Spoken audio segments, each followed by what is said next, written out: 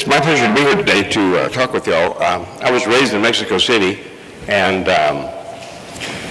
after a stint at Kroll, I was recruited by the U.S. government to be a real deep cover case officer for the Central Intelligence Agency, which I did for a while, and then I came inside and went out under the OSO, the Department of the Technology division, but mainly I worked in the DO collecting intelligence, recruiting assets, and ironically, my cover as a deep cover, they call them NOx, was I was an oil man, so I got introduced to oil very early in my career, not really knowing much about it, but I learned for cover reasons. That's where, ironically, it got started. What we're going to do is, I grew up in Mexico City and spent a lot of time in Mexico all over the place, evaluating risks and designing systems. I have a background in engineering, so I designed large integrated systems that and meld them together. And I've found in high-risk areas that making them redundant is very valuable, because if perpetrators try to shut down your primary system, they may do it within full view of your secondary system, and it's interesting to watch how they're doing it while you're still covering everything you need to see.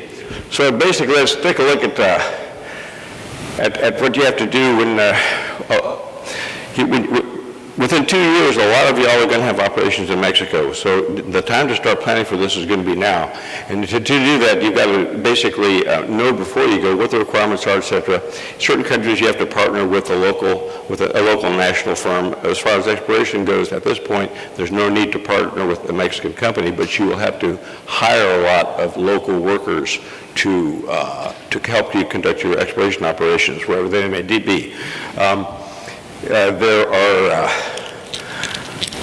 great resources at consulates, and then the embassy will have the regional security officer, and like John Gass. You'll have people like John who will be able to give you very good information on which companies are going to be reliable and which ones probably are not going to be reliable. And I would take what they say to the bank, because I've talked to tons of those guys, and they have offered me very, very good information, and I've never been steered wrong by anybody at the RSO level. And the OSAC has chapters in Mexico.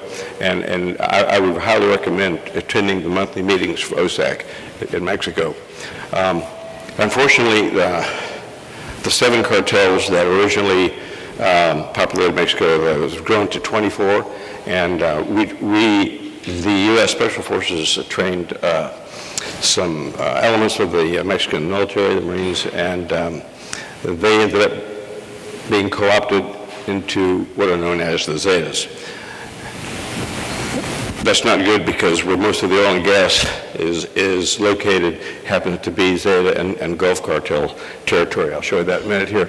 So basically what you want to do is, more than likely most of your senior level people will be Americans or whatever country the oil company is actually coming from, but from there down, there will be local nationals. So you will have some threats against your hierarchy that you're going to have to mitigate. So you need to plan in advance for those kinds of things that may happen, depending on where you end up. If your solicitation is accepted and you're in Coahuila, you'll have a different set of circumstances to deal with than you will, if, for example, if it's in Tamaulipas, you'll have the Gulf Cartel and maybe the Zetas, but from Texas to Yucatan, you'll have the Zetas. So let's see.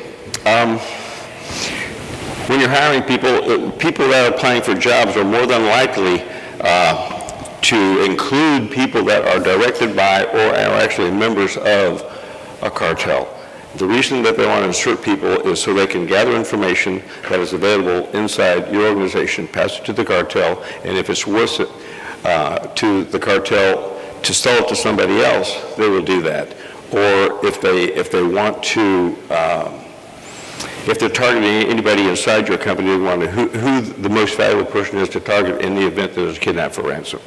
Express kidnaps are very common, but kidnap for ransom is clearly a much more profitable business venture than express kidnap. And so once you decide once you conduct your risk assessments, et cetera, which you'll go into a minute, just like any business venture, you want to have a good exit plan. That exit plan can be, and for me personally, it was evacuating all non-essentials from a big oil company in Venezuela, and there were 12 of us left, and so we left too, but we came back and we ran the refinery, and then finally Chavez decided that he wanted all of it, and so he took $26 billion of our 4 refineries, and we all left. But without an exit plan, Murphy's Law comes in there. If you fail to plan, you plan to fail. So having that exit plan is extremely important.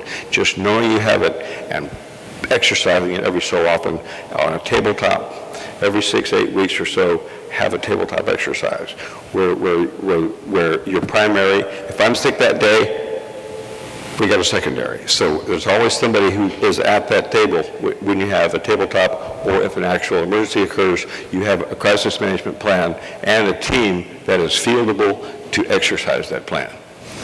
So let's see. The project problems with regard to Mexico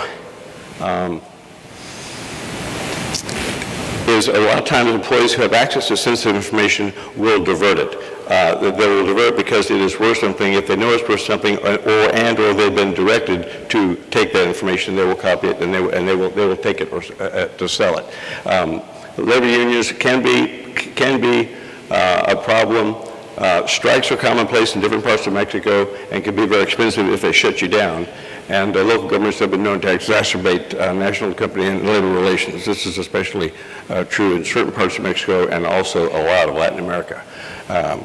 Corruption and instability are basically the norm, so if you know that to be the norm and plan for it, surprises go way down. So let's see. Fraud is very common in Mexico, and as are the payoffs. And on average, 30% of the materials that you bring in to build facilities or replace materials that get used up, etc., the average is about 30% gets diverted. So you need to plan for very carefully storing your materials and also having access to spares in case they end up disappearing. It's very, very common. Extortion is very common there too. If you ask somebody on the east coast of Mexico if they're paying anybody off or anything and they say no, they're not likely to be telling you the truth. Because on the east coast, the Gulf Coast of Mexico, basically everybody has to pay something. But there are people that actually negotiate the extortion amounts down. So you may find it beneficial to talk to other people who are in business there. Some of you are in this room that have experience in that, and find the names and contact information for people who can actually negotiate some of these things if they are extorting money. Now, the big problem there is the Foreign Corrupt Practices Act, which states that if you pay a foreign official, then you are violating the law. So there is a line of who is the official and who is not the official, and that is up to your corporate counsel to make that decision. Those lines that line can move depending on the amount of threat and whether or not you can be shut down versus operate. There are some interesting cases that have come up that I'm not liberty to discuss, but the outcome is not cast in concrete. It's up to your lawyers to talk with IRS and Department of Justice on those issues. And I went over the diversion there. Basically, what can't you live without? All your planning, your data, your financial information, payroll information, what you find as far as exploration goes, this kind of data is very valuable. You don't want that stuff out there. So, and earlier, a lot of the earlier presentations covered aspects of this talk here, and that is encrypt your information, encrypt your cell traffic, assume that you are being bugged. There are repeaters all through Mexico that look like cacti, and they're basically there so the cartels can communicate and move the contraband without any problem. And I'll show you what one looks like in a minute. Also, you want to encourage employees to come forward and be very very open. If they see something that is untoward, you want to make sure that there's a very open communication for them to come forward and let you know that what they see, that they see something that looks like it's bad, and do not expose them as the source, because that can be very detrimental to their health. But you want to have an open door, but at the same time you want to maintain their anonymity. Otherwise, your source is going to dry up. Let's see. This map, Fred Burton sent me this one from Stratfor.